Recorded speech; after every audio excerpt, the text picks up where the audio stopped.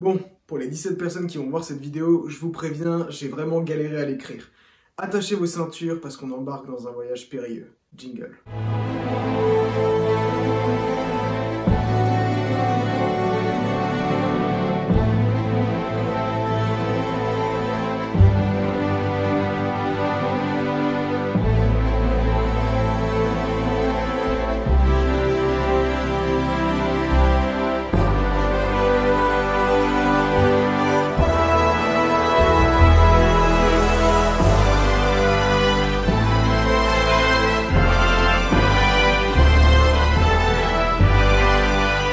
Alors, on va commencer par faire un rapide récap des événements qui ont mené à tout ça, c'est-à-dire depuis le début, la création du Snyderverse, pour tous ceux qui seraient un peu étrangers à tout ça. Alors, en 2013, Zack Snyder lance son univers avec Man of Steel, suivi de Batman vs Superman.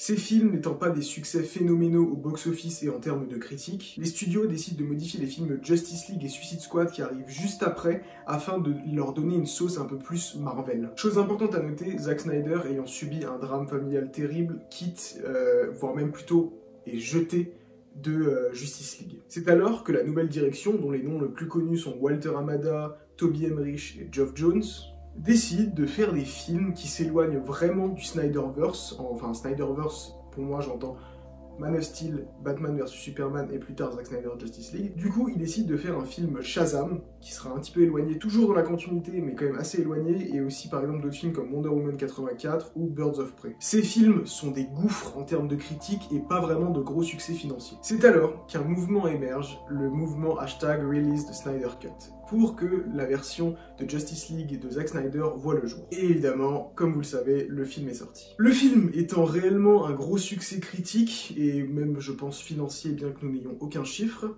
un autre mouvement va émerger, c'est évidemment Restore the Snyderverse, car les gens veulent en voir plus. Cependant, les studios n'en avaient rien à foutre, et la fandom, il faut dire qu'elle s'est un petit peu, disons, divisée en deux, car d'un côté, il y avait ceux qui n'aimaient pas du tout la formule Snyder, et d'un côté, ceux qui aimaient énormément le Snyderverse.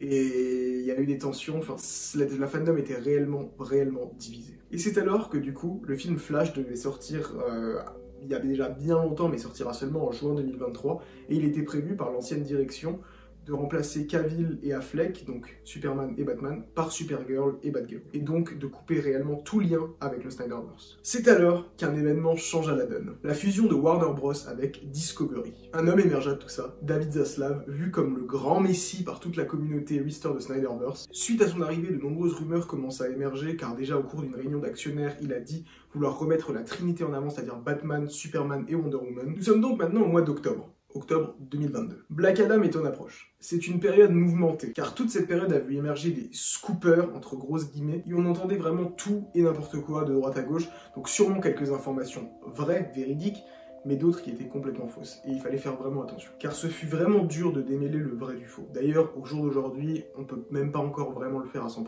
Je vais pas m'attarder sur eux, car vraiment c'est pas le but de la vidéo, c'est pas pertinent pour la suite de la vidéo. Mais retenez qu'il vaut mieux se fier à des médias fiables et qui ont fait leurs preuves. Voilà. Alors, revenons-en à Black Adam. Le film sort, et oui, Cavill fit son retour en Superman, dans la scène post-générique. Une annonce officielle de Henry Cavill sur Instagram suivit assez rapidement, histoire d'officialiser encore plus la chose. Peu de doute, le Snyderverse semblait de retour. Et c'est alors que deux hommes arrivèrent, et ces deux hommes avaient un autre plan. James Gunn et Peter Safran sont nommés à la tête de DC Studios. On en arrive au moment plutôt présent, pas vraiment présent, mais au cours des dernières semaines, avec sacré ascenseur émotionnel. Un article du Hollywood Reporter sort et annonce en gros qu'il va y avoir un gros reboot du Snyderverse. En gros, un gros reboot, pas du Snyderverse, mais un gros reboot de DC. Et ça a totalement bousculé la planète DC. Chacun a un petit peu, on va dire, essayé d'analyser l'article pour essayer un peu de voir ce qu'il voulait voir. Vraiment, il faut dire les termes. Chacun voulait voir ce qu'il voulait voir. Mais je peux comprendre parce qu'il y avait vraiment deux sens à chaque chose, c'était vraiment compliqué. James Gunn réagit à cet article, mais en disant au final pas grand-chose. Et c'est alors que le 15 décembre, il y a quelques jours, Henry Cavill a annoncé sur Instagram qu'il quittait malheureusement le rôle de Superman une bonne fois pour toutes, et James Gunn a annoncé qu'il préparait un nouveau film, donc évidemment sans Henry Cavill. Au moment où je tourne cette vidéo, il est vraiment très fortement probable qu'il y ait un reboot total, c'est-à-dire qu'on ne garde rien de ce qui a été fait avant. À mon avis, les annonces ne vont pas tarder à tomber. Je vais juste expliquer rapidement. Rebooter signifie donc, comme je l'ai dit, recommencer à zéro, c'est-à-dire nouvelles histoires et nouveaux acteurs. Alors moi évidemment je suis déçu, ce qui est logique, car j'étais vraiment un très grand fan de l'univers établi par Zack Snyder et du Superman de Henry Cavill, mais surtout du Batman de Ben Affleck, qui était vraiment mon Batman préféré.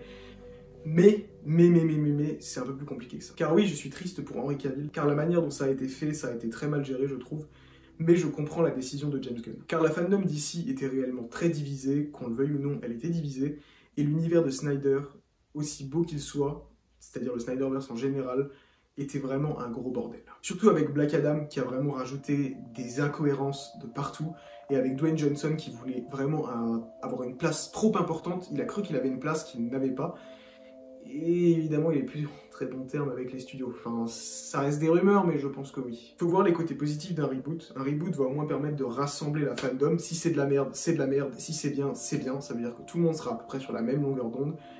Et surtout, ça va permettre à des gens qui n'ont pas suivi le Snyderverse, parce que mine de rien, Man of Steel c'est sorti en 2013, ça fait, l'année prochaine ça fera 10 ans, ça va permettre à ces gens-là de recommencer à zéro, c'est-à-dire de pouvoir suivre cet univers. Mais surtout, le gros point positif, c'est que ça va permettre d'avoir un univers cohérent sur 10, pour l'instant 10 ans, mais je pense qu'il y aura vraiment plus si ça fonctionne, et j'espère d'ailleurs qu'il y aura plus. Un plan vraiment bien ficelé et c'est vraiment tout ce qu'on veut. Voilà, on en arrive à la fin de cette vidéo. Ça a été quand même un résumé, un condensé de toute cette histoire, parce que mine de rien, si j'avais fait vraiment, si j'étais rentré dans les détails, la vidéo elle aurait duré 4 heures voire plus. Mais j'espère avoir été clair et j'espère que tout le monde aura bien compris la situation. Votre avis m'intéresse vraiment, donc votre avis évidemment sur toute cette situation, mais aussi sur la vidéo, parce que du coup c'est ma première vidéo, donc j'aimerais bien avoir votre avis, évidemment toujours dans le respect. Alors allez bombarder l'espace commentaire, laissez un pouce en l'air et abonnez-vous pour toujours plus de d'ici. Allez, tourlou comme on dit au Québec. And then she kissed my face, yeah. I'm falling. I was all in. Now I'm running to survive. You got me in overdrive. I'm running, yeah, you've done it. I'm running so fast, you love it. I hope this day it never ends now. The pretty faces got me in overdrive. After she had me in her grips, then she let go and tossed me in, just like a